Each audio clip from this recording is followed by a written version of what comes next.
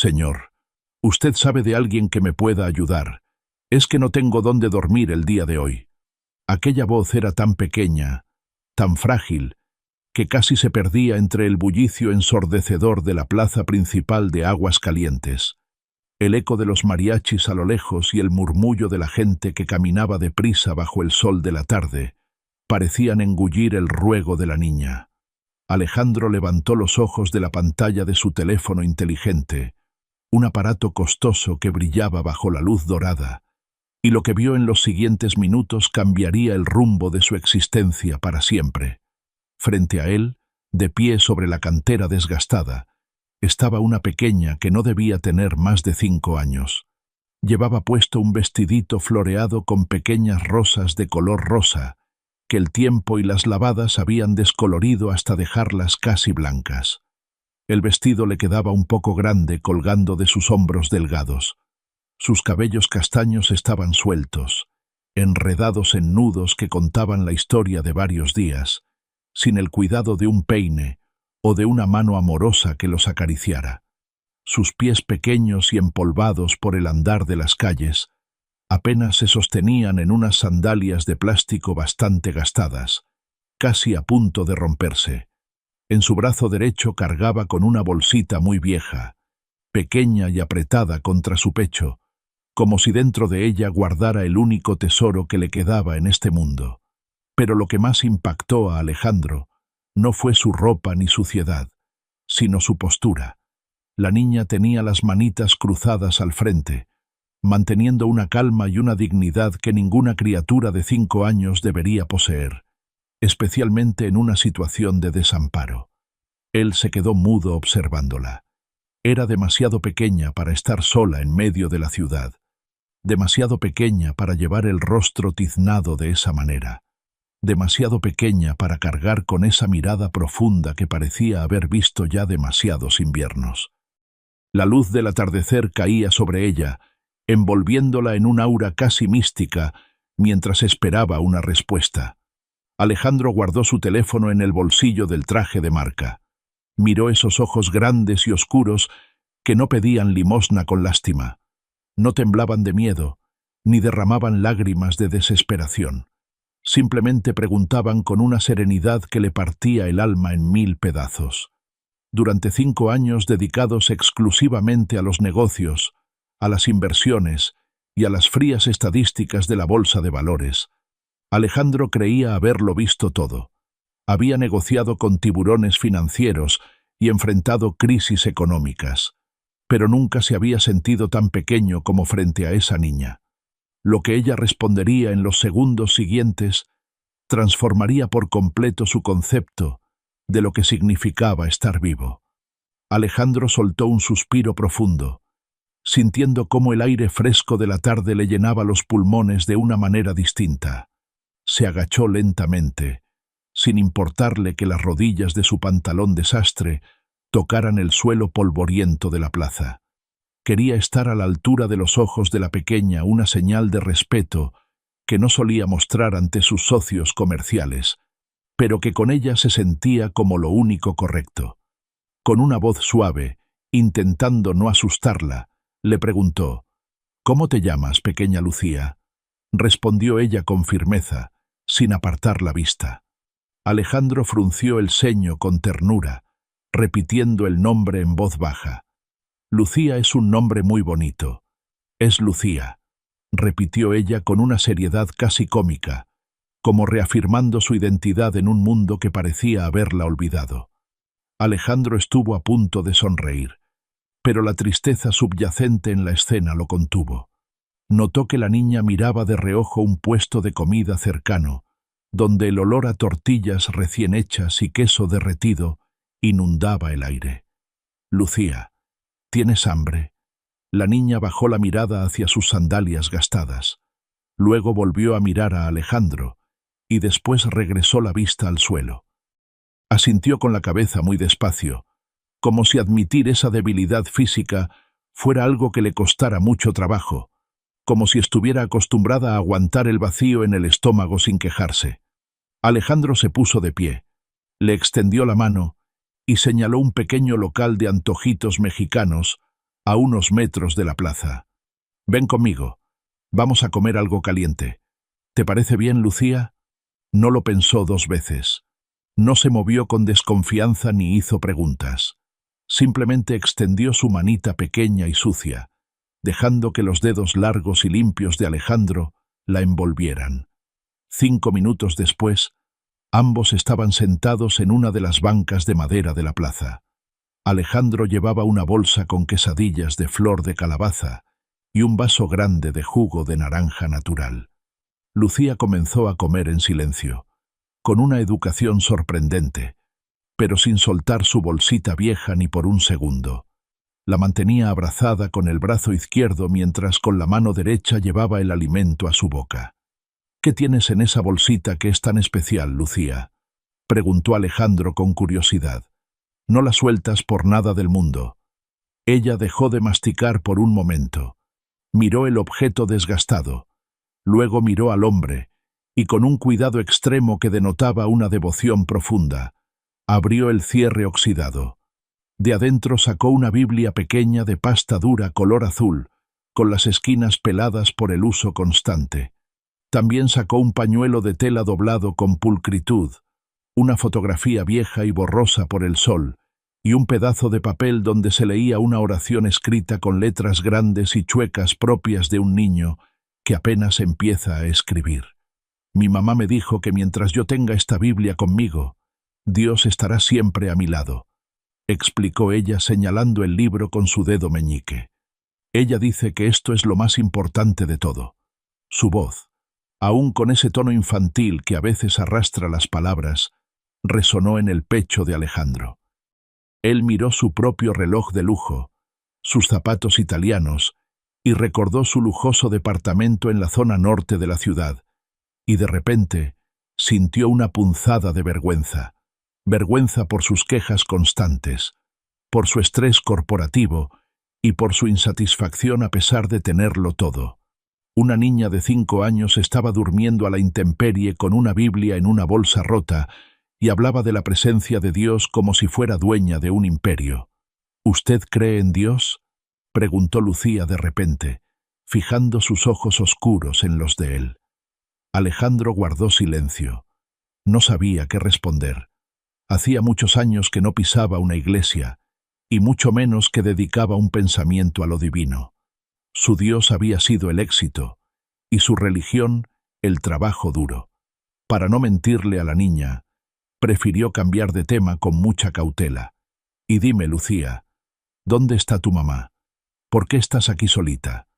La niña señaló hacia arriba, hacia los edificios que rodeaban la plaza de una forma vaga, como suelen hacer los niños cuando no saben explicar una situación compleja que los supera. «Ella está en el hospital», insistió Alejandro, tratando de unir las piezas del rompecabezas. «Se cayó», dijo Lucía, con una naturalidad que dolía. Se golpeó la cabeza muy fuerte. Se hizo una pausa larga en su vida, y entonces me quedé yo solita. No más así. 3 frases cortas cargadas de una tragedia que la niña aún no terminaba de procesar. Alejandro se quedó mirándola sin palabras, con el corazón encogido, pero había muchas cosas más que él todavía no sabía. Secretos que el destino le tenía preparados para las próximas horas.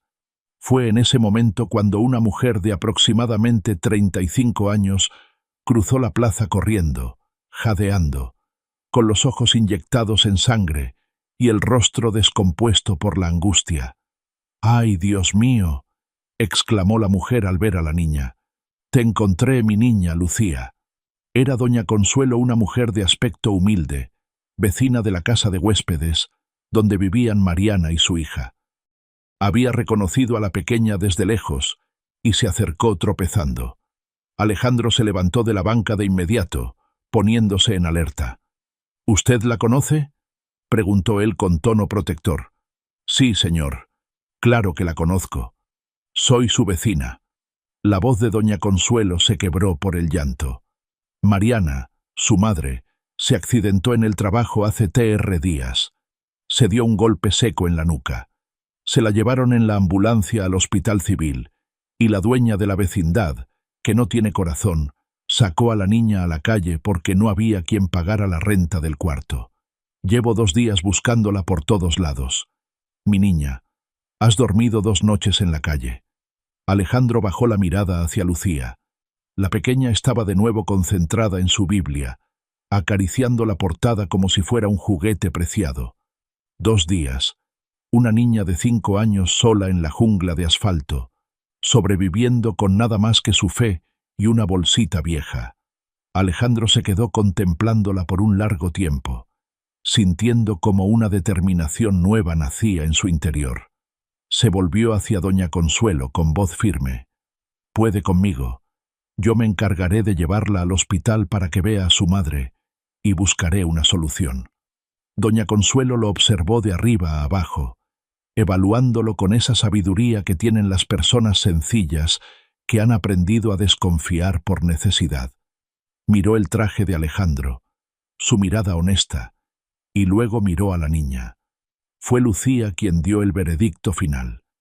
«Él es el que Dios mandó, doña Consuelo», dijo la niña con una seguridad tan aplastante que no dejó espacio para la duda.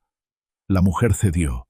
Se agachó para darle un beso en la frente a Lucía y le susurró: «Está bien, mi vida, pórtate bien». Luego miró a Alejandro con los ojos empañados. «Cuídela mucho, patrón, que esta niña es un ángel». Alejandro asintió con un gesto solemne y prometió: «No se preocupe, estará a salvo». Doña Consuelo se alejó rezando en voz baja, perdiéndose entre la gente, mientras Alejandro sentía que el peso del mundo se acomodaba de forma distinta sobre sus hombros. Pero todavía faltaba un detalle, algo sobre Mariana, que cambiaría el curso de su historia antes de que cayera la noche.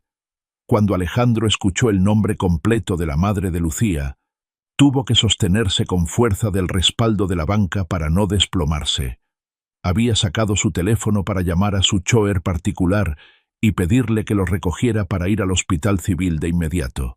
Quería resolver la situación con la eficiencia que lo caracterizaba, pero antes de marcar por un impulso que no supo explicar, le preguntó a la niña Lucía: «¿Cuál es el nombre completo de tu mamá Mariana?» «De las Gracias, Flores», respondió la pequeña con claridad. El teléfono casi se le resbala de las manos. Alejandro se quedó petrificado con la respiración contenida y los dedos suspendidos en el aire. Mariana de las Gracias, Flores. Ese nombre que no había pronunciado en 5 años. Ese nombre que estaba guardado en el rincón más oscuro y polvoriento de su memoria. Un recuerdo que siempre evitaba porque el remordimiento le quemaba las entrañas. «Tu mamá tiene un pequeño lunar aquí». Alejandro señaló su propio mentón del lado izquierdo. Lucía se tocó su propio mentón en el mismo lugar como si fuera el gesto más natural del mundo. «Sí tiene». «¿Cómo sabe usted, Alejandro?» Guardó el celular en el bolsillo. Sus manos estaban temblando visiblemente. Hace 5 años, él no era el millonario que todos conocían. Era apenas un joven de 23 años, sin un centavo en la bolsa, buscando desesperadamente una oportunidad mientras vivía en una vecindad humilde. Mariana era su vecina del cuarto de al lado. Era una mujer sencilla, trabajadora, con una sonrisa que lograba iluminar hasta el pasillo más sombrío de aquel edificio viejo. Fueron amigos, y luego fueron mucho más que eso. Durante unos meses lo fueron todo el uno para el otro. Sin embargo, llegó una propuesta de trabajo en una constructora importante en otra ciudad lejos de allí. Alejandro se fue con la ambición desbordada, prometiendo que volvería pronto, que las cosas saldrían bien y que vendría por ella para empezar una vida de lujos. Pero nunca regresó. El éxito llegó rápido, el dinero empezó a fluir y el nombre de Mariana se fue quedando atrás, sepultado por la avaricia y la comodidad de una vida nueva. Y ahora, la hija de esa misma mujer estaba sentada a su lado, habiendo dormido 3 noches en la calle, cargando una Biblia como su único tesoro, sin sospechar que el hombre que la alimentaba era el mismo que había abandonado a su madre. Alejandro sintió unas ganas inmensas de llorar, pero antes de que pudiera decir palabra alguna, Su teléfono vibró violentamente. Era Ricardo, su socio y mejor amigo. La voz del otro lado de la línea sonaba cargada de tensión y urgencia. Alejandro, tenemos que hablar ya mismo. Es sobre Itzel. Fue a la notaría esta mañana, y las cosas se pusieron feas. Itzel era la actual novia de Alejandro desde hacía 2 años. Una mujer de la alta sociedad elegante, sofisticada y siempre presente en los eventos más exclusivos de la ciudad. Sin embargo, nunca había ocultado su desprecio por la gente de clase baja, algo que Alejandro siempre había pasado por alto, cegado por la apariencia. ¿Qué hizo en la notaría?, preguntó Alejandro, sintiendo que un nudo se le formaba en la garganta. Registró un documento donde alega que no eres apto para administrar tus propios bienes, explicó Ricardo. Está intentando tomar el control total de la empresa. Alejandro, ella consiguió un abogado de dudosa reputación y está armando algo muy grande a tus espaldas. Dice que has perdido la razón. Alejandro colgó el teléfono. En realidad, la noticia no lo tomó por sorpresa del todo. Era la confirmación de una sospecha que venía arrastrando desde hacía semanas. Esa misma mañana, antes de salir hacia la oficina, le había llegado un sobre anónimo al escritorio. Dentro había documentos, capturas de conversaciones, nombres de cómplices y un plan detallado que era devastador. Itzel, la mujer que él creía que lo amaba, llevaba meses tramando su caída. Había contratado testigos falsos para declarar que él sufría de depresiones severas, ataques de pánico y una inestabilidad mental que lo incapacitaba para dirigir su patrimonio. El plan era frío y calculado: esperar el momento de mayor vulnerabilidad, aparecer con los documentos legales y obligarlo a firmar una cesión de derechos bajo la amenaza de una internación psiquiátrica. Ella se quedaría con todas las constructoras, las cuentas bancarias y el esfuerzo de 5 años de trabajo incansable. Y lo peor era que ella pensaba que él seguía en la oscuridad, que caería redondito en la trampa. Alejandro había salido de su oficina sintiendo que el aire le faltaba. Por eso se había sentado en aquella plaza necesitando un momento de paz antes de enfrentar la tormenta. Y fue allí, cargando con el peso de una traición tan amarga, donde una voz pequeña apareció para salvarlo de sí mismo. ¿Se siente bien, señor?, preguntó Lucía, notando la palidez en su rostro. Alejandro quiso mentir. Quiso decir que todo estaba bajo control, pero descubrió que era incapaz de engañar a una niña de 5 años que, a pesar de no tener nada, se preocupaba por él. No mucho, Lucía. Hay una persona que está intentando quitarme todo lo que tengo. La niña se puso muy seria. Reflexionó por un segundo con esa sabiduría ancestral que a veces tienen los niños, y luego dijo con una calma absoluta: ¿Quiere que haga una oración por usted, Alejandro? La miró con asombro. Una pequeña, sin hogar, sin comida, asegurada con su madre inconsciente en un hospital público, y ella quería interceder ante el cielo por un hombre que vestía ropa que costaba más que la renta de toda su vida. Él no pudo decir que no. Inclinó la cabeza mientras la niña cerraba sus ojitos y juntaba sus manos pequeñas sobre la Biblia azul.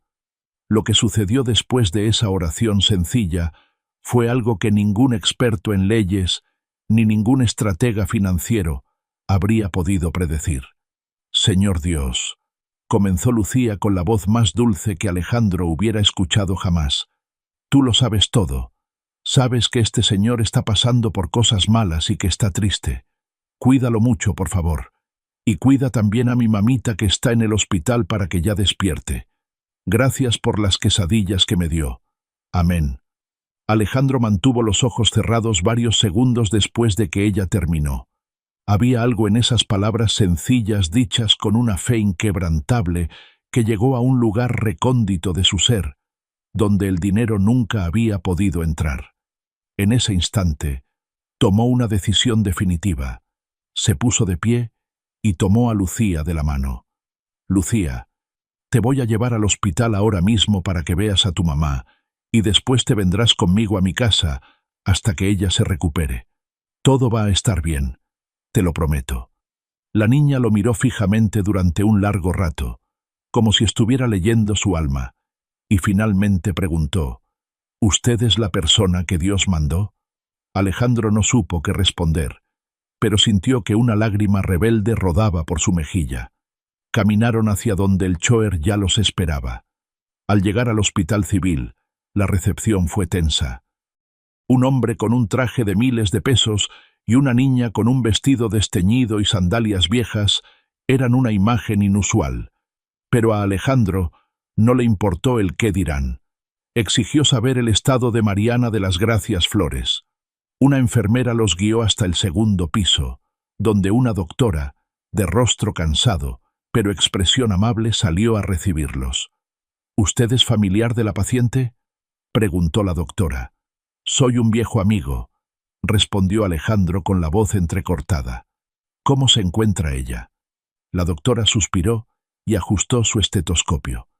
Tiene un traumatismo craneofálico moderado. Está estable, pero sigue inconsciente. Su recuperación será lenta y va a requerir cuidados muy específicos, terapia física y medicamentos costosos. Además, la doctora dudó un momento. Los gastos se están acumulando y ella no cuenta con seguro social ni ahorros. Alejandro no dejó que terminara la frase. Abrió su cartera, sacó una tarjeta de crédito de platino y se la entregó a la doctora sin dudarlo un segundo. Cárguelo todo a esta tarjeta sin límites. Trasládenla a una habitación privada de inmediato y traigan a los mejores especialistas. Hagan lo que sea necesario para que se recupere. La doctora miró la tarjeta, luego miró al hombre y finalmente a Lucía, que no soltaba la mano de Alejandro. «Puedo ver a mi mamita», susurró la niña. Entraron a la habitación. Mariana estaba allí pálida con un vendaje que envolvía su cabeza. Lucía se acercó a la cama con pasos cortos y lentos, puso su manita sobre la mano inerte de su madre y se quedó allí en silencio. Luego, con una voz firme que no flaqueó, dijo: «Mami, ya llegué. Estoy bien. Dios mandó a alguien tal como dijiste. Ya puedes estar tranquila». Alejandro tuvo que salir de la habitación porque el llanto ya no le permitía respirar. Se apoyó contra la pared del pasillo frío del hospital, sintiendo cómo su vida anterior se desmoronaba para dar paso a algo nuevo. Fue en ese momento cuando su teléfono sonó de nuevo. Era su abogado principal. «Alejandro, tengo buenas noticias. Hemos interceptado los correos de Itzel. Cometió un error garrafal. Usó una identificación falsa para el testigo que registró en la notaría. Tenemos las pruebas necesarias para anular cualquier documento que haya presentado. Si quieres, podemos proceder legalmente contra ella ahora mismo». Alejandro miró a través del cristal de la puerta de la habitación, donde Lucía seguía orando junto a su madre. El milagro de la niña había llegado antes que el suyo propio, pero la tormenta aún no terminaba, pues Itzel no sabía que había perdido y estaba por cometer su último y más desesperado error. Itzel entró en el hospital a las 6 de la tarde, caminando con la arrogancia de quien se siente dueña del mundo. Iba impecablemente vestida desprendiendo un perfume caro que chocaba con el olor a antiséptico del lugar. A su lado caminaba su abogado, un hombre de mirada esquiva que cargaba un maletín de piel. Ella había rastreado la ubicación de Alejandro y venía decidida a dar el golpe final. Cuando vio a Alejandro sentado en una silla del pasillo, con Lucía profundamente dormida en su regazo, Itzel hizo una mueca de asco que no pudo ocultar. «¿Qué es esto, Alejandro?», preguntó con voz cortante, pero en tono bajo. «¿Qué haces aquí en este hospital de mala muerte con esa niña de la calle? Habla más bajo». «Itzel», respondió Alejandro sin apartar la vista del rostro pacífico de Lucía. «No me digas qué hacer. Tenemos una situación legal urgente. Necesitas firmar estos documentos hoy mismo para proteger la empresa o mañana perderás el control de todo. Es por tu bien, mi amor. Estás muy confundido últimamente». Alejandro levantó la mirada y la observó como nunca antes lo había hecho. Ya no veía a la mujer hermosa de la que creía estar enamorado. Veía a un ser vacío movido únicamente por la codicia. Sé lo que hiciste, Itzel. Sé lo del testigo falso en la notaría. Sé que usaste mis cuentas para pagar a tu abogado. Tengo cada correo, cada mensaje y cada movimiento documentado. La máscara de perfección de Itzel no se rompió de golpe, sino que se fue desmoronando lentamente como pintura vieja bajo la lluvia. Su rostro se transformó en una máscara de odio y sorpresa. «Estás inventando locuras», balbuceó, pero su voz ya no tenía la misma seguridad. «No estoy inventando nada. Y escucha bien lo que te voy a decir. Si te vas ahora mismo y desapareces de mi vida para siempre, no presentaré cargos criminales. Pero si te quedas aquí un segundo más, llamaré al subprocurador, que es amigo mío desde hace 15 años, y dormirás en la cárcel esta misma noche». El abogado de Itzel, viendo que el barco se hundía, le tocó el hombro y le susurró algo al oído.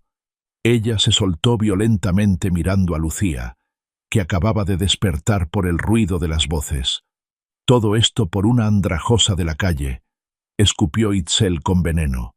Fue entonces cuando Lucía, con apenas 5 años, y el sueño todavía en sus ojos, se bajó del regazo de Alejandro, se enderezó y dijo con una voz pequeña, pero llena de una autoridad celestial: «Yo no soy de la calle, yo soy de Dios». El pasillo quedó sumido en un silencio sepulcral. Una enfermera que pasaba se detuvo en seco. El abogado de Itzel bajó la cabeza avergonzado. Itzel se quedó mirando a la niña como si hubiera recibido una bofetada física. En ese preciso momento, la puerta de la habitación de Mariana se abrió, y la doctora salió con el rostro iluminado por la emoción. Despertó. «La señora Mariana acaba de despertar y está preguntando por su hija». Lucía soltó un grito de alegría pura que resonó por todo el corredor y corrió hacia la habitación. Alejandro se quedó un momento frente a Itzel, que retrocedía hacia el elevador. «Vete», dijo él, con una calma aterradora, «y no vuelvas nunca». Itzel desapareció del hospital devastada y derrotada por la pureza de una niña. Alejandro entró en la habitación y vio la escena más hermosa de su vida, Mariana. Con los ojos abiertos, abrazaba a Lucía mientras ambas lloraban de felicidad. Pero había un secreto que Mariana había guardado durante 5 años, y cuando finalmente lo revelara, nada volvería a ser igual. Lucía estaba sentada en un costado de la cama, sosteniendo con fuerza la mano de su madre. Alejandro se quedó del otro lado, sintiendo que sus manos le pesaban sin saber exactamente cómo reaccionar ante la mujer que una vez amó y que ahora recuperaba la conciencia.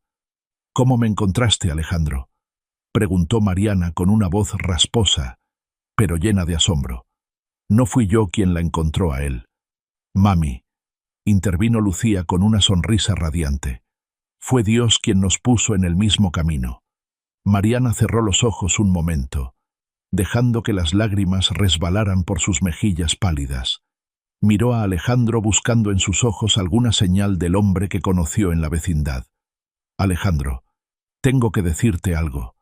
Debía haberte buscado. Debía haber intentado encontrarte a pesar de todo. No tienes que explicar nada ahora, Mariana. Lo importante es que estás bien». «Sí, tengo que hacerlo», insistió ella tomando aire con dificultad. «Alejandro, Lucía es tu hija». El silencio que siguió a esas palabras fue tan profundo que parecía que el tiempo se había detenido. Alejandro miró a Mariana y luego fijó su vista en Lucía, esos ojos oscuros que tanto lo habían impresionado en la plaza. No eran solo los ojos de Mariana, eran sus propios ojos, la forma de la frente, el hoyuelo que se le formaba al sonreír, la determinación en su mirada. Todo estaba ahí. ¿Cómo no lo había visto antes? Estaba tan cegado por su propia importancia que no reconoció su propia sangre frente a él. «Supe que estaba embarazada poco después de que te fueras», continuó Mariana. «Traté de llamarte, pero tu número ya no existía. Fui a la empresa donde dijiste que trabajarías. pero me dijeron que te habías mudado de ciudad. Los años pasaron y decidí que lo mejor era criarla sola, dándole todo el amor que pudiera. Alejandro sintió un nudo en la garganta que le impedía hablar. 5 años de ausencia. 5 años en los que su hija había crecido sin saber de él. 5 años en los que esa mujer valiente había trabajado dobles turnos enfrentando la pobreza y la soledad para criar a una niña con una fe tan inmensa que era capaz de mover montañas. Una mujer que le enseñó a su hija a guardar una Biblia en una bolsita vieja, como si fuera el mapa, hacia un tesoro, porque en realidad lo era. Era el tesoro de la esperanza. Lucía miraba a los 2 adultos procesando la información con su mente brillante. Luego se volvió hacia Alejandro y preguntó con su acostumbrada franqueza: «Entonces, ¿usted es mi papá?». Alejandro se arrodilló junto a la cama, quedando al nivel de la niña con los ojos inundados en llanto. «Sí, Lucía, soy tu papá, y me equivoqué mucho. Me perdí en el camino, pero si tú me dejas, quiero estar contigo para siempre». La niña se puso seria, cruzó sus bracitos en esa postura que denotaba pensamiento profundo, y finalmente sentenció: «Está bien, papá, pero vas a tener que aprender a orar conmigo todas las noches». Alejandro soltó una carcajada que nació desde lo más profundo de su pecho, una risa húmeda y liberadora. Era el sonido de algo que estaba roto y que finalmente empezaba a sanar. Mariana también sonrió a través de sus lágrimas. Lucía tomó la mano de ambos, cerró los ojos y comenzó: «Gracias, Diosito, porque mandaste a mi papá y porque sanaste a mi mami. Tú siempre sabes lo que haces. Amén». 2 semanas después, Alejandro salía del hospital llevando a Lucía en sus brazos, mientras Mariana caminaba a su lado, apoyada en su brazo, todavía un poco débil, pero con una luz nueva en su mirada. Se detuvieron un momento en la misma plaza, donde todo había comenzado. El sol de la tarde seguía siendo igual de brillante, pero para Alejandro, el mundo se veía completamente diferente. Esta historia nos deja una enseñanza profunda que solo el paso de los años y las cicatrices de la vida nos permiten comprender de verdad. A veces en nuestra loca carrera, por alcanzar el éxito material, por acumular bienes y por obtener el reconocimiento de los demás, nos olvidamos de lo que realmente sostiene al alma cuando llegan las tormentas. Alejandro creía que su valor residía en el saldo de sus cuentas bancarias y en el poder que ejercía sobre sus empleados, pero tuvo que llegar una niña de 5 años con las sandalias rotas y una bolsa vieja para recordarle que el hombre más rico no es el que más tiene, sino el que menos necesita para ser feliz y el que más amor tiene para dar. Para quienes ya peinamos canas y hemos visto pasar muchas primaveras, sabemos que la vida tiene una forma muy curiosa de cobrarnos las facturas de la soberbia. Alejandro abandonó lo que era puro por seguir un espejismo de grandeza y durante 5 años vivió en un desierto emocional rodeado de personas falsas como Itzel, que solo amaban su cartera. Fue la fe inquebrantable de una madre y la inocencia de una hija lo que finalmente lo rescató del abismo. Dios, o la vida, o esa fuerza superior en la que cada uno decida creer, no siempre nos manda lo que queremos, pero siempre nos manda lo que necesitamos. A veces ese milagro no viene envuelto en papel de regalo, ni llega con trompetas. A veces llega disfrazado de una voz pequeña que nos pide ayuda en una plaza pública. Aprendamos de Lucía, que a pesar de dormir en la calle, nunca soltó su Biblia ni su esperanza. Ella sabía algo que a los adultos se nos olvida con frecuencia, que la verdadera seguridad no está en las paredes de una casa, sino en la paz que llevamos dentro y en la certeza de que no estamos solos. La fe no es ignorar los problemas, sino confiar en que habrá una mano extendida en el momento justo. Mariana, por su parte, nos enseña la dignidad del trabajo y el valor de los principios. Prefirió criar a su hija en la sencillez antes que buscar un beneficio basado en el interés. Al final del día, Cuando el sol se oculta y nos quedamos a solas con nuestros pensamientos, lo único que queda es el amor que sembramos.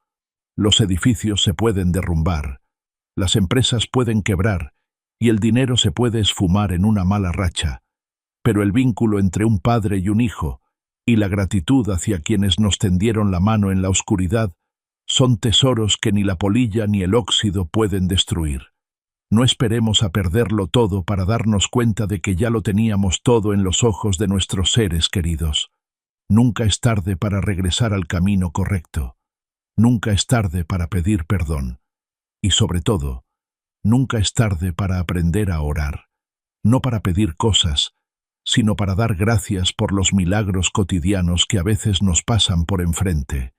Y no queremos ver que esta historia sea un bálsamo para tu corazón y un recordatorio de que aunque el camino sea difícil, siempre habrá una luz esperando por ti a la vuelta de la esquina, si mantienes tu bolsita de fe bien apretada contra el pecho.